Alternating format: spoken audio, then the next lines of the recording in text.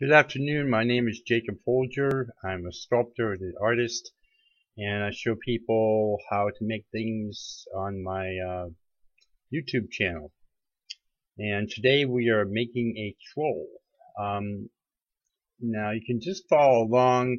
We're starting with a ball of clay. We're going to do the head first, and I made indentations with my thumbs to form the eyes. The beginning of the eyes, and here I am putting on some clay for the beginning of a nose. Anything that you do for the first time is, it takes a little bit of practice.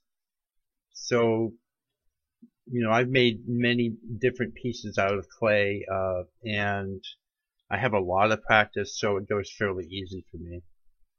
That tool I was just showing you is I've been carrying around these tools, just two of them, wood sculpting tools for many years, and there's another one there. And those shapes, by the way, are still available in art stores, and I recommend those shapes if you can get them. And here I am making a little bit larger indentations for the eye sockets. So again, it's going to be practice for you. Just follow along the best you can.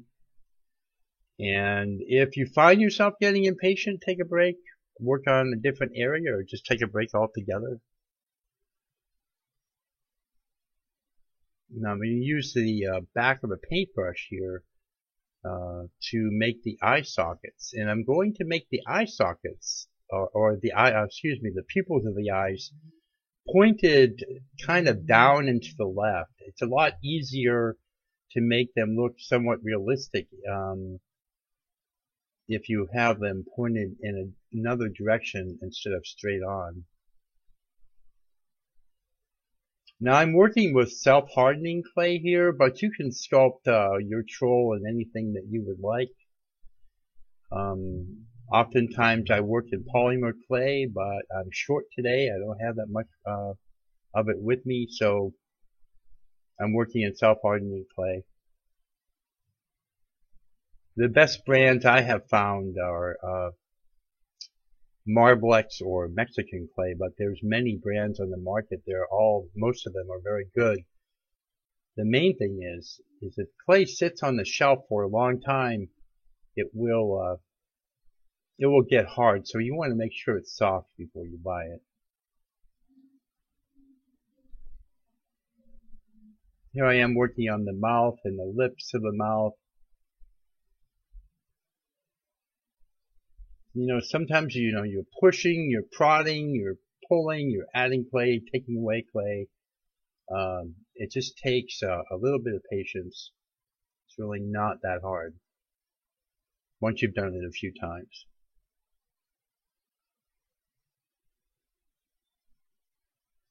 You will see pretty much beyond the paintbrush and the end of the paintbrush.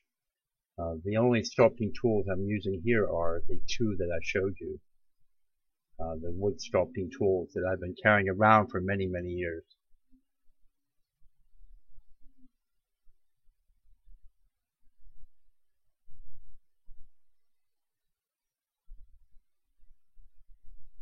Now here what I'm doing is I'm scoring the bottom of the head and the top of the beginning of the torso, and then adding a little bit of water to both parts, and this kind of just will make it a lot stronger, make the bond of the two pieces together a lot stronger. And then you can twist them together to bond them together.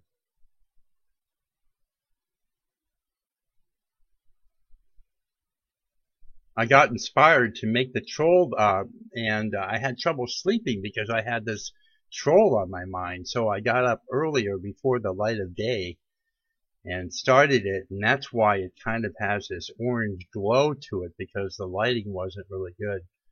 Natural light is really the best to be making a video in. Later on, as daylight comes, you can see the video quality improves.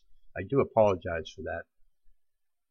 inspiration had me locked in for sure. Now I'm adding feet here, and again, with anything, you just gotta take your time and practice, and just add clay, take away clay, and I'm trying to make his toes pointed into each other. I thought it would be cute to do that, but I actually found it difficult myself. It just had to take my time on it. Now I'm taking a break from the feet and going to the ears. And I just form them first in my fingers and then add them to the head.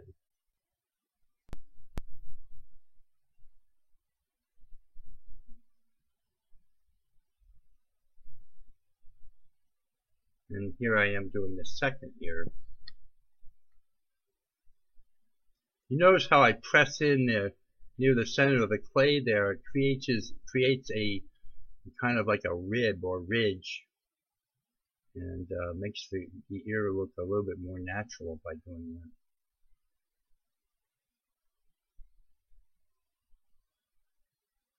And now I'm adding horns.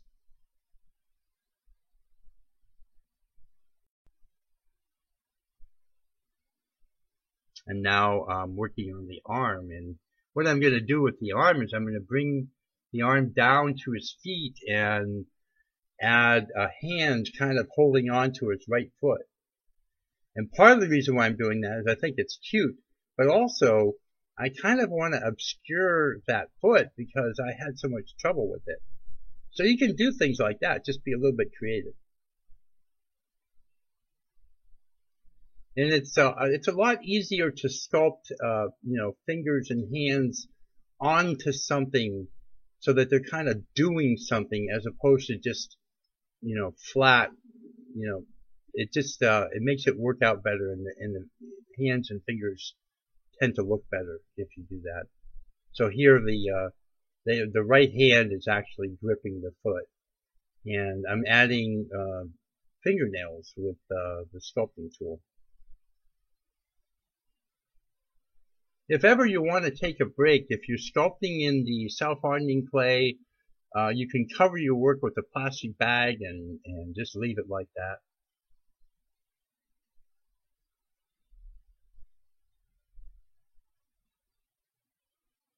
I'm getting the other arm ready now. I'm going to have his head resting in his hand. I like to have my characters doing something, try to have them, whether it's holding their own tail or resting their head in their hand or holding their foot. I like to try to have them doing something. It makes it a lot more interesting and adds to the artistic form of the piece.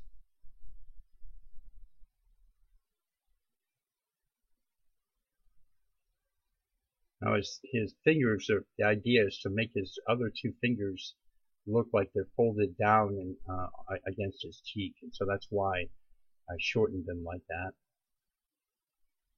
Now I'm going to add hair, and so basically just a noodle of clay going between his horns, pressed into his head,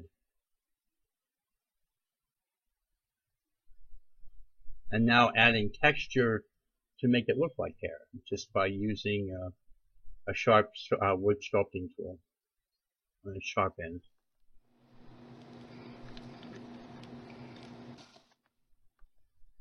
It's really a lot of fun. It's really relaxing. The main thing is, don't let yourself get frustrated.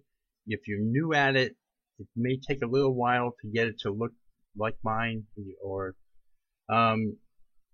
so just take your time, take breaks, either cover it in plastic and walk away, or just work on a different part of the sculpture to give yourself a break. Okay, so we are nearing completion on this troll, and there's a couple things I want to touch on. It's a good idea to fill in any gaps like that right there. You can take a little bit of clay and Just move it over there with your sculpting tool and just fill in these gaps, any gaps like that. And just go around and make sure you're happy with it. If you want to add texture, this would be a good time. You just saw me do the hair. I was using a tool like this to sculpt in hair. You could also take a sharp X-Acto knife and you could add a little hair around the fingers or the knuckles or whatever you like. So you want to make sure everything's joined properly. And then you also, after it starts to harden a little bit, right now this clay is very soft, so I don't want to lift it off the board yet. But when you're ready to lift it off the board a little bit, you can take a wire like this here and just hold it down to the board with your fingers like this. And then just draw it towards yourself. And you probably don't want to lift it off the board until until it's hardened a little bit. But then you can, at that point, you can check the bottom and make sure that it's all the cracks or crevices are filled in. That will just make it more structurally sound. And then you can also, now I as I say in many of my videos, I don't usually remove the sculpting marks because I like them and I like the way my finishes look on the sculpting marks, and that texture, that kind of texture. But if you want to remove them, you can take water and a brush and just paint it like this. The one thing that I would recommend is to stay away from the eyeballs, the eye area, because it's going to be really hard to repair that later on. If you get it all muddy and everything, the eyeballs will be very difficult to repair at this point.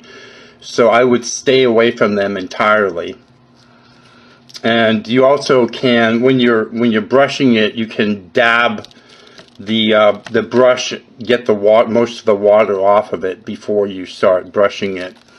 When your brush gets loaded with clay, the best way to get it clear of the clay is put it into the water and dab it vigorously on the bottom of the cup like that, and that will get all the clay off of it.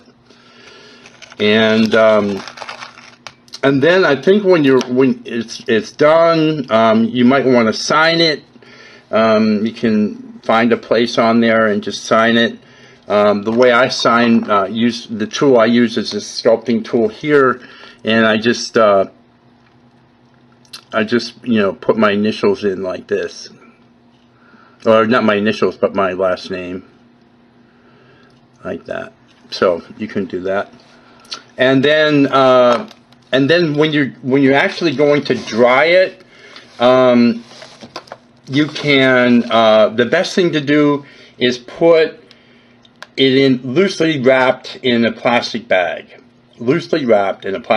and let it dry slowly, because it will give it if it dries really fast, it might crack on you and stuff. So that's what I recommend.